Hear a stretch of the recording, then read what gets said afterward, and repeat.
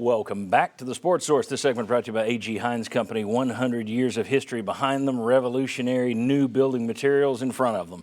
They provide you with things like Nudura concrete forms. What they do is they make building easier and they make your project more energy efficient than building with steel or wood. From ownership to staff, these are some of the best people in all of East Tennessee. I can't tell you enough good things about A.G. Hines Company, so get down and see for yourself. On Hines Street in downtown Knoxville, A.G. Hines Company and aghines.com. All right, back with Jimmy Himes, Mark Pancratz here. Tennessee is leaning hard on defense, as we've talked about all year, but has that changed in terms of, 5 years ago we would talk about defense beats offense. Mm-hmm. We know that's changed in pro football and college football. Tennessee fans have seen it up close. But has it changed in basketball, too? I wanted to get in and dig into some numbers, so let's take a look at some numbers here. In terms of Ken Pomeroy, this is the guru we always talk about. He's the computer man. According to his adjusted offensive efficiency rankings, Tennessee's 49th. In defense, they dropped from 1 to 2, but that's still awfully good out of 350 schools. Now, 10 of last year's Sweet 16 teams were top 50 in both of those categories. So if you're looking for a positive, listen to me. I'm giving you a positive about Tennessee basketball. There you go. But only 2 of last year's Elite 8 were outside the top 20 in offensive efficiency. All the Final 4 teams last year were top 20 in offensive efficiency. Let's go to the next graphic. As of Saturday, and you're looking at the net rankings, this is the new RPI that the NCAA uses. As of yesterday's rankings, only 3 of the NCAA's top 15 in net rankings ranked outside the top 150 in scoring offense. Tennessee is 175, so they're way outside. But 5 teams are outside the top 150 in scoring defense. 3 of them are outside the top 200. 1 of them is outside the top 250. In other words, the offensive teams have a little bit more leeway, if you will. Let's look at the next one here. Offenses are going farther in the tournaments. I looked the last 5 years at the top 3 teams in offensive efficiency and defensive efficiency to see how far they made it in the tournament. Here's the defense. None of them won the tournament. None of those, 3 of those teams reached the final. 1 reached the Final 4. 3 they reached the Elite 8. 2 made the Sweet 16. 5 were gone by the second round, and 1 didn't even get a bid. Now look at offense. 3 of those top offensive teams won the whole tournament. Let's go back. We jumped ahead on the graphic because I'm trying to read it. Can we go back to the last graphic? Apparently not. Let's just move ahead. Okay. 3 times we won the tournament, reached the finals once.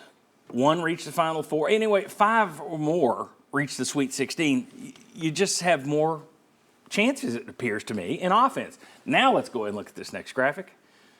There we go. Barnes' best run. Here's what he's done at Tennessee. I didn't include his first 2 rebuilding years. But you see the defensive efficiency is always higher, except for 1 year. The year he had the number 3 offense in the country, which also happened to be the year he made a Sweet 16. All right, that's it for the numbers. Math class is over. Mark Pancratz, is that nonsense? Is that just all too small a sample size, 5 years? Or is offense passing defense? I think offense is passing. You heard Barnes last night didn't play Josiah late in the game because he had Tyreek Key out there who was playing better offensively. He said that. Yeah, it was odd for him to hear that. He's like, I played a guy because of offense. So, yes, I think guys being able to score, shot-making ability, the way the referees are calling, you're not being able to be as physical. So I think offense is absolutely becoming a more prominent part of winning. Is part of that this drive to where more and more people are just firing up threes? Does one have to do with the other? Yes, I think when you're looking at the statistics of the game and three-point efficiencies and the percentages there, I think three-point has an effect. In the past, we'd have said, wow, you're top 5 in defense. Man, you got a real shot to go a long way. And you still have a good shot. If you're going to be, you'd rather be top 5 in something than nothing. So top 5 defense is awfully good. But I think I'd rather be top 5 offense now, which is ironic. It's not the way Rick Barnes is built, at least this year. Your take? I would, too. I remember about a month ago, Jay Billis was on a conference call and was asked if offenses pass defenses. And he said, well, to a certain degree, but he said nobody wins a championship unless you're top 40 offense and top 40 defense. So he said both. I do think a good offense now can beat a good defense. I've seen more contested shots. Just watching the SEC basketball tournament, some of the shots that they're making when they are guarded tightly, inside or outside. So I think it's past it. I think you got a better shot if you have a great offense than a great defense. And we've seen Tennessee lose some games even though they play great defense, right? Yeah. Yeah. I think the other part of defense, and it goes back to some of the basketball IQ of players these days, I think you got to be good at playing different defenses because players are so good, they can make tough shots. And if I know coming down on offense what you're going to do against me defensively every time, I can start to get into a rhythm. If they start making adjustments, throw in a 2-3, a 3-2, do some trapping, do some different looks, it puts the offensive player on their heels a little bit.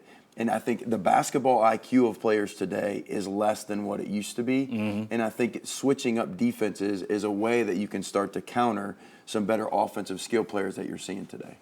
Very good. All right. I tell you what, when we come back, now we're going to talk about Tennessee's seeding and where they're going to line up. We'll show you the projections from Joe Lunardi and Jerry Palm and Bracket Matrix and all those things. We'll give you our predictions. But we know the ballpark range, probably a 3 or a 4. So who is Tennessee probably going to face in that first round? We'll run through the possible first round matchups.